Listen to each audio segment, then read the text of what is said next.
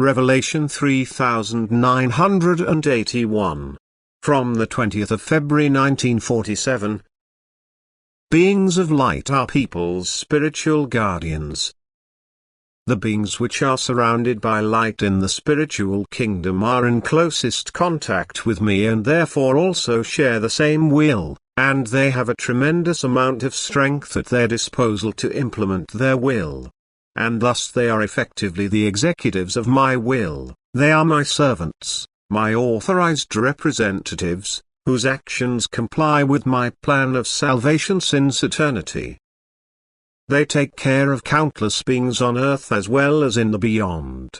Everything that is alive, thus having a certain degree of maturity, also has to be cared for such that it achieves its goal, because without help it would never take the right path. It has to be constantly guided, and this guidance and care is the responsibility of all beings who are permeated by light and strength, whose love for me and for the unredeemed is so profound that they will always do that which complies with my will. To release the imperfect spirit. Countless beings of light are close to me and tirelessly active. Thus countless people on earth are also able to enjoy their care. And every single fate, every event can be directed for the human being in such a way that he can fully mature, as is his destiny. But even these beings of light will not infringe on the freedom of will, so that, in spite of greatest and utmost loving care, a descent into darkness is not impossible if the being itself resists the will and care of the light beings. Thus when it does not acknowledge me myself and does not desire strength or light, in that case the care of the spiritual beings of light will also cease until the person turns to me himself and thereby also gives the beings of light the freedom to influence him. But no human being on earth needs to do without the light beings' help and love. No human being will be poorly considered or neglected by me. But every person's fate corresponds to his own will, and this determines the amount of help and strength for his salvation. And since the beings of light are the executives of my will, their guidance and care is the same as mine. Consequently, one can only ever speak of my work and my help, because the beings of light belong to me as part of myself. Even though they experience the happiness of my permeating them with strength and light and the bliss of constant activity for me as individual beings.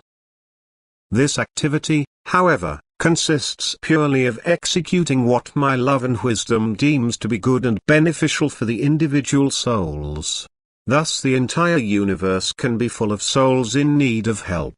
Not one soul will have to do without divine care, because the kingdom of light is infinite and the bliss of the souls therein consists of accepting tasks from me and surpassing each other in fulfilling them.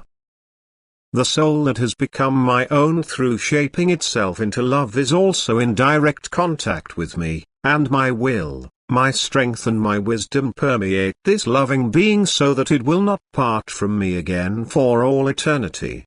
It then lovingly devotes itself to the souls which cannot share this bliss due to their imperfection, and which the being of light feels impelled to release. It feels the same love for the unredeemed as I myself, from whose strength of love everything emerged. Thus it will also look after my living creations, take care of them and direct their state of affairs, so that every human being on earth has a spiritual guardian who, in turn, being completely connected to me, cannot want and think other than I myself.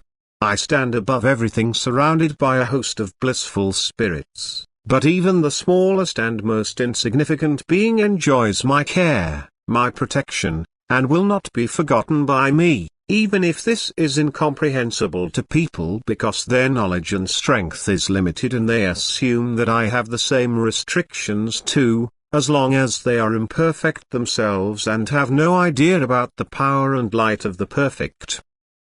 Amen.